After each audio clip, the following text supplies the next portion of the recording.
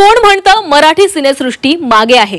आता एकाच चित्रपटाचा तिसरा भाग आलाय प्रेक्षकांच्या भेटीला। ये रे रे पैसा 3 देश विदेशामध्ये आज 18 जुलैला प्रदर्शित झालाय।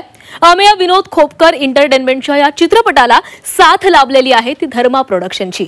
तसंच सिद्धार्थ जाधव, उमेश कामत आणि तेजस्विनी पंडित अशी तगडी स्टारकास्ट देखील आहे।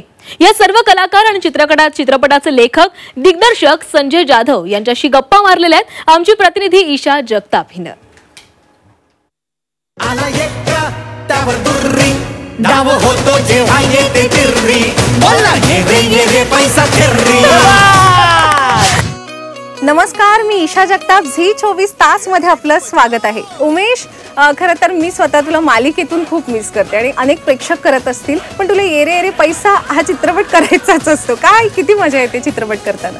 मी या ये रे पैसा 3 या सिनेमात तुम्हाला विनोद आहे, तुम्हाला कमालीचं ग्रँजर बघायला मिळणार आहे। छान छान कपडे, हिरो हिरोईन्स, नाच म्हणू नका, फाईट सिक्वेन्स म्हणू नका, काय नाही, जो मसाला आपल्याला पाहायला मजा येते ते सगळं पाहायला मिळणार आहे। तेजो, तू असं म्हणतेस अनेक मुलाखतींमध्ये की ही जी बबली आहे ना ती तेजस्विनीशी रिलेट करते, ती थोडी मिळती जुळती आहे। तुला काय मजा येते बबली साकारताना? बबलीमध्ये जो मॅडनेस आहे तर त्याच्यातला खूप मॅडनेस माझ्यामध्ये ॲक्च्युअल लाईफमध्ये आहे। तर मला असं वाटतं की माझा तो मॅडनेस मित्र म्हणून संजय दादाला माहिती होता, तर म्हणून मला वाटतं त्यांनी मला त्याच्यात कास्ट केलं असेल की पहिल्या ह्याच्यात कदाचित त्याला असं वाटलं असेल की चांगलं निभावेल म्हणून, पण तिसऱ्या ह्याच्यात मला खात्री आहे की त्यांनी तेच ओळखून तो म्हणाला नाही हीच असू शकते बबली।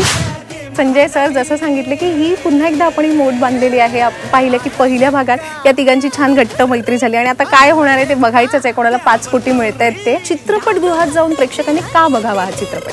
ये रे पैसा 3 हा एक अनुभव आहे, हा एक वेगळा अनुभव आहे।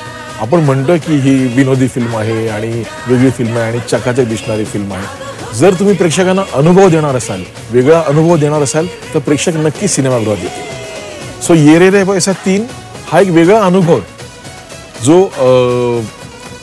मी बऱ्याच वेळा द्यायचा प्रयत्न केला, बऱ्याच वेळा माझा प्रयत्न फसला, बऱ्याच वेळा सक्सेसफुलही झाला। जेव्हा जेव्हा तो अनुभव वेगळा आहे हे प्रेक्षकांना जाणवलं त्यावेळी तो सिनेमा सक्सेसफुल झाला। ये रे पैसा 3च्या निमित्ताने मी हे नक्की म्हणेन की हा एक वेगळा, विलक्षण आणि एंटरटेनिंग अनुभव। आणि सिद्धू, आता थांबायचं नाही गड्या, थांबायचं नाही गड्या, आता थांबायचं नाही अजिबात। सुरुवात झाली इथेच झालेला झी 24 तासमध्ये। अच्छा, जसं मी सांगितलं की एक धमाका होणार आहे ये रे पैसा 3चा।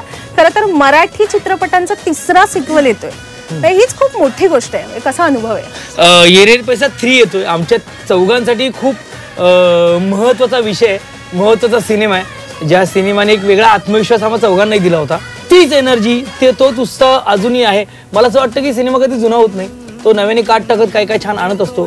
सन्नी, आदित्य, बबली आणि अण्णाला घेऊन आणखी काहीतरी ट्रिपल धमाका आणतायत, तो तुम्ही नक्की बघा 18 जुलैपासून तुमच्या जवळच्या थिएटरमध्ये। 18 जुलै।